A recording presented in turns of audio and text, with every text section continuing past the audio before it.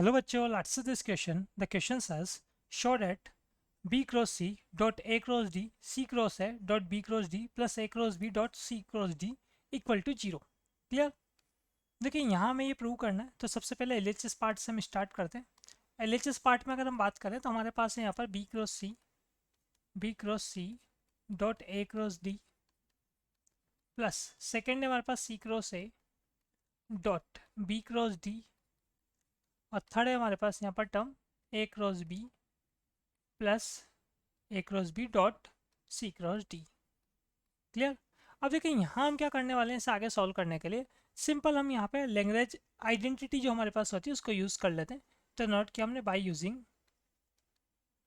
Using Lagrange identity. तो क्या होता है इस आइडेंटिटी में, देखो सिंपल सी बात है, हमारे पास इस तरीके से ये जो क्रॉस प्रोडक्ट है इनका जो डॉट प्रोडक्ट हो रहा है इसे सिंपल हम डिटर्मिनेंट में नोट कर सकते हैं, जिसमें से अगर हम बात करें फर्स्ट रो में हमारे पास फर्स्ट टर्म के लिए जब मैं इसको नोट कर रहा हूँ तो फर्स्ट रो में हमारे पास बी डॉट ए और बी डॉट डी ऐसा आएगा, और सेकेंड रो में आएगा हमारे पास c dot a c dot d.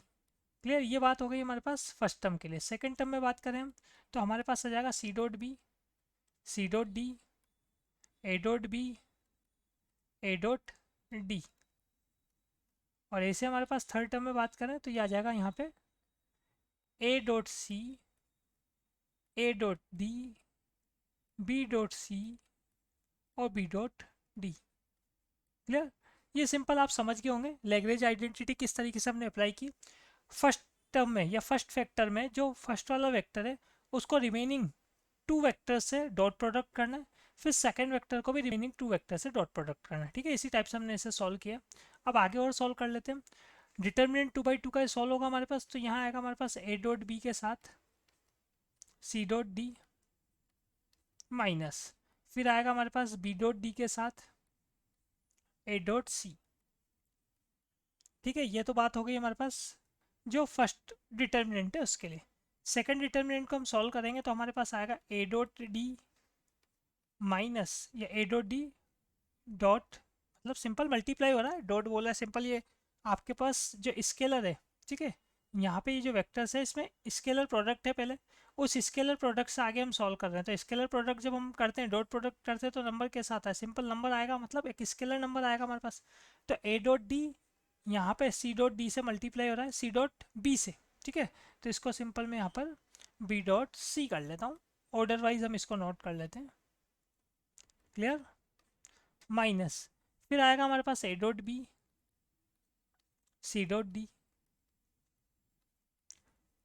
Third वाला जो हमारे पास यहाँ पर डिटर्मिनेंट है इसको हम सॉल्व करेंगे, तो यहाँ आएगा हमारे पास ए डॉट सी के साथ B dot D A dot C into B dot D minus A dot D into B dot C. Clear. अब देख लेते हैं यहाँ पे हम किस तरीके से सॉल्व हो रहा है हमारे पास। तो देखो A dot B C dot D ये टर्म इस टर्म के साथ कैंसिल हो रही है हमारे पास यहाँ पर। क्लियर। ऐसे B dot D A dot C, ये बी डॉट डी और ए डॉट सी ये वाली टर्म यहाँ इस टर्म के साथ हमारे पास कैंसिल हो रही। ठीक है, और जो रिमेनिंग टू टर्म्स हमारे पास है, ठीक है, ए डॉट डी और बी डॉट सी ये भी आपस में कैंसिल हो रही। तो फाइनली हमारे पास ये जीरो के इक्वल आ रहा है। क्लियर, जो कि हमारा आर एच एस है। So hence prove, hope you understood it well, best of luck.